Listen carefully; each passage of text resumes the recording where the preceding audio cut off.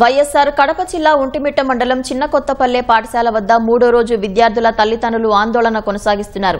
పాఠశాలలో 6, 7, 8 తరగతులను తొలగించి ఒంటిమిట్టలోని పాఠశాలలో విలీనం చేయడంపై అభ్యంతరం వ్యక్తం చేశారు. పాఠశాల గేటుకు తాళం వేసి నిరసన తెలిపారు. ఉపాధ్యాయులు పాఠశాలకు వెళ్లకుండా గేటు వద్ద బైఠాయించారు. పోలీసులు, విద్యాశాఖ అధికారులు సర్ది చెప్పే ప్రయత్నం చేసినా ఆందోళన విరమించలేదు. మా స్కూలు ఈ లాస్ట్ ఇయర్ 3 ఇయర్స్ నుంచి 8th క్లాస్ వరకు ఉండిందండి. ప్రభుత్వం చేస్తుందో తెలీదు, మా ఊర్లో రాజకీయ నాయకులు చేస్తున్నారో తెలీదు, మాకైతే తెలియదండి. 5 వరకు పెట్టారు. ఇప్పుడు 5 వరకు పెట్టే సార్ బానే ఉండాలి. మీ మాట ప్రకారం మేము వెళ్తాము.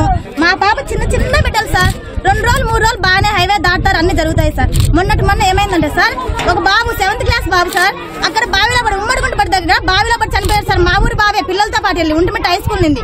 ఇలాంటివన్నీ చాలా అఘాయితాలు జరుగుతున్నాయి సార్. మేము మిమ్మల్ని ప్రాధాయపడుతున్నాం సార్, వేడుకుంటున్నాం. మాకైతే మా స్కూల్ మాకు ఇప్పించండి.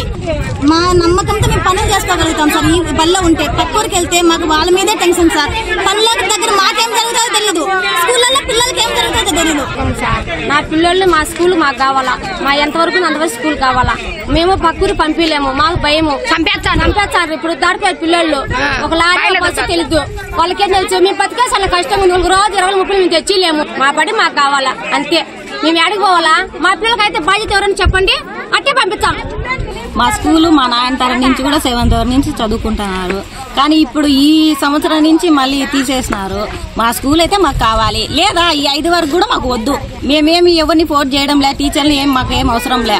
నిన్న పోయిన సంవత్సరం దాకా కూడా 8th క్లాస్ వరకు ఉన్నింది.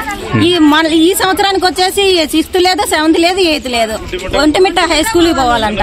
మాకు హైవే రెడ్ అది. మా పిల్లలు చిన్న పిల్లలు. మీరు గవర్నమెంట్ అందరూ పేదలు కాబట్టి మేమేం కూలి పని చేసుకోవాలి.